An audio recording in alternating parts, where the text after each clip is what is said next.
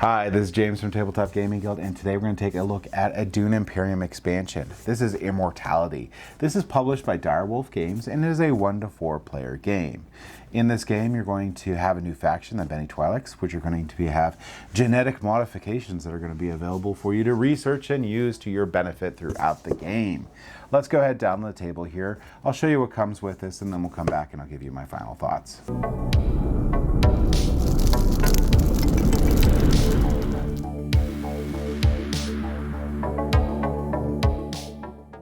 Alright, so this is all the components that you're going to get with the Dune Imperium Immortality expansion.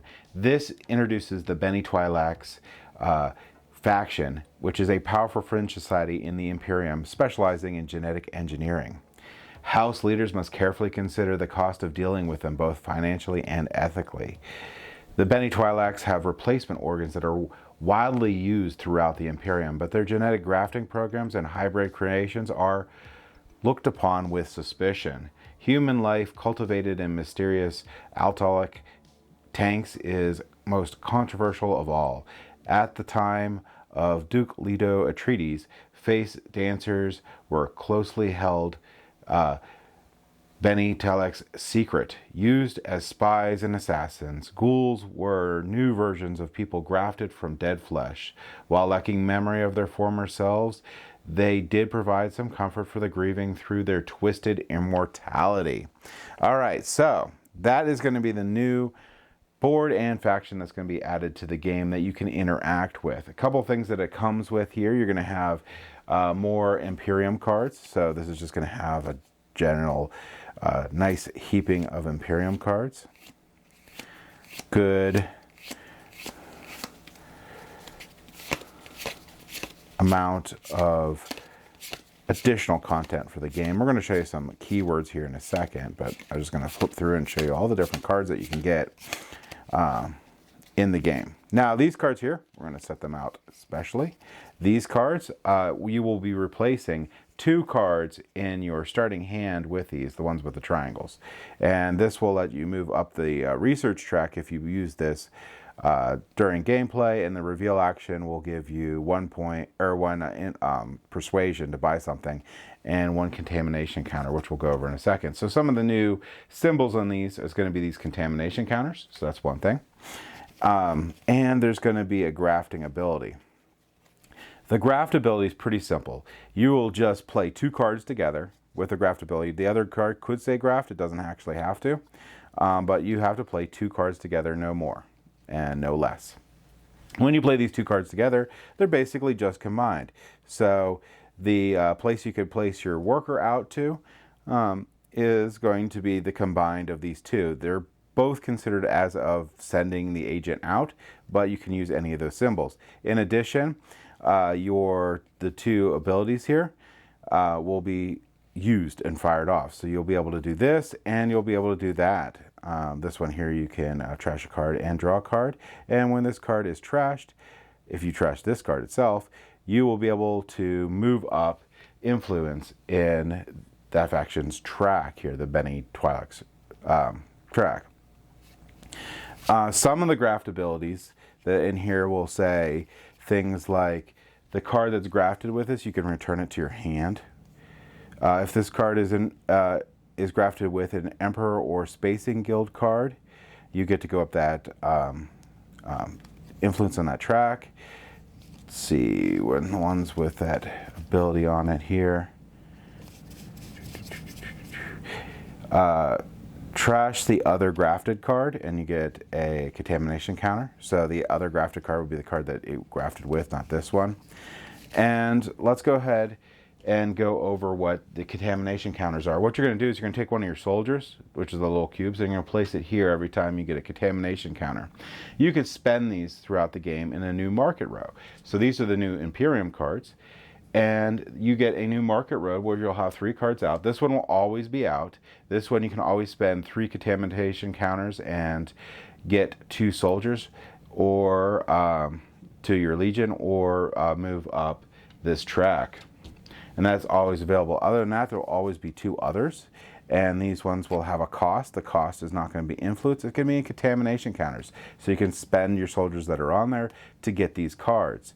Like I said, there will always be 2 of these guys out at any time, and you'll be able to purchase them with your contamination counters throughout the game. And there's a lot of really cool different ones in here. So that's one thing. The next thing to go over here is going to be this research track. So this research track here, what's going to happen in the game is every time you play a research icon, you can move up this track. And you'll get the benefits from this track. You have to go to the right. So if I move green up here, I'll get to place a contamination counter. And then next time I move up, I get to pick either here or here. I can place it on the contamination counter, or I can move up this track. If I get one like this with a research symbol, I immediately get to go again, which is cool. This one I'll get to move up the Benny Twi'lek's board here and gain influence. And this one here will just let me pick any one that I want to gain influence on. This one's going to be trash a card and get a contamination cube. Once you pass certain thresholds on here, so once I pass certain thresholds, I now will always have this genetic symbol. And when I have that genetic symbol, some of these new cards will have this genetic symbol here. Once I have one genetic symbol, I can use this ability here. If I get to the 2 genetic symbols, I can use this ability here. So I have to be all the way at the end of the track to get that genetic symbol. In addition to that, you're going to get a couple little neat bonuses. So once you hit this part, you always get the genetic symbol. This here, anytime you get any of the Benny Twi'lek's cards, which are these guys right here that are available out, you'll have 2 in the market row, and you will get to place that on top of your deck instead of in your discard pile, which is really nice. Once you get to the end of the track here and you get whatever reward you're aiming for, you will draw a card every time you play a research symbol, because you can't move up the research track anymore. All right, so this track here works similar to all the other influence tracks in the game. Couple exceptions are here. Well, one is you can get 2 points from this track by going all the way up. This one here, the first one here, is going to get 2 spice. So at the beginning of the game, you're going to set out 2 spice. First player to get there will gain the point and 2 spice. All other players will just get the point. So this track's pretty neat. It will give you 2 points, so it's something that you may want to focus on a little bit. In addition to that, you're going to get more cards for your intrigue. There's going to be a good bit of those that you can spend. Then it'll use those genetic symbols and stuff, help get you contamination counters, help move you up the Benny Twi'lek's track, all sorts of cool things. Get you more soldiers if you have some genetic things unlocked for battle. Not soldiers, but battle strength in general. There is a overlay for the research station location on the board. The research station location on the board will now, it still costs the 2 water, but you will be able to draw 2 cards and go up the research track. So it makes that little area a little bit better on the board itself. The last thing I wanted to talk about with this is that these family atomic tokens that you get. The family atomic tokens, every player gets one. At any point in the game, you can spend this token and you will lose it. And you spend the token, you can reset the Imperial row. So that's going to be these cards, not the Benny Twi'lek's cards that are out separate. Also, you have to know that anytime anything talks about influence or the trade row or the like for the Imperial cards, it doesn't include these. These are not included, so you can't gain these cards for free. You have to use contamination cards to get these cards.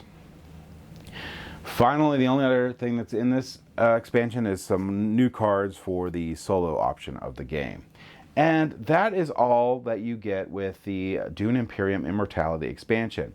You're going to basically get a new faction that you can gain favor in and get points. So it opens that up a little bit, more options to gain points faster in the game. You can get really cool rewards for playing cards with the research symbol on there. You have replacement started cards that give you this research symbol, which is really nice. So you can get off to a good start. And in general, since this doesn't add spaces to the board itself, it doesn't dilute like or increase your options for where to send out your workers. You can basically do this with the cards that you get, but still be able to strategize on the normal board itself, which is really nice. But let's go ahead back up to the table here, and I'll give you my final thoughts on the Dune Imperium Immortality expansion. Okay, so the Dune Imperium Immortality expansion is pretty solid. It actually adds a lot of nice sort of decisions that you can make through the game. I really like the track that you can get up to 2 points from it. And it's really cool to mix with the rest of the game and do it with like an epic mode where you're going to go to 11 points, or if you're playing full four player count, you start at 0 and then go to 10. Because there's a lot of ways to gain more points if you have both expansions in there. And it's really cool to play like that, like legendary mode of the game itself. The craftability for the game is pretty okay. The chances of getting the cards up there are not all that high unless you make sure that you use the research track to get some of them from that trade row. I also really like how you can use that token to be able to reset that trade road. So that's pretty nice, because sometimes during the game you can end up getting cards that are either not any good at the point of the game that you're at, or too expensive early on in the game. So it's really good to have that option to clear it out and get some fresh cards out there that might be a little better. Also, I think it was added as a mechanism to try to get some more of the cards that come with this expansion out, potentially, if you're trying to hunt them down. So overall, pretty good. Great addition to Dune Imperium. The only negative that I have for this game is its price point. The price point for this, and you can see how big this box is, and you saw how much content it came with it, is $30 at the time of this recording, at the $29.99 MSRP. That is a little high. Over half of this box is empty. It has an insert inside of it, like cardboard insert, not real, like a to account for that, to keep everything from sliding around a little bit, which takes up the majority of this box. If the player board would have folded, they could have cut the size of this at least in half and still have had empty room inside of it.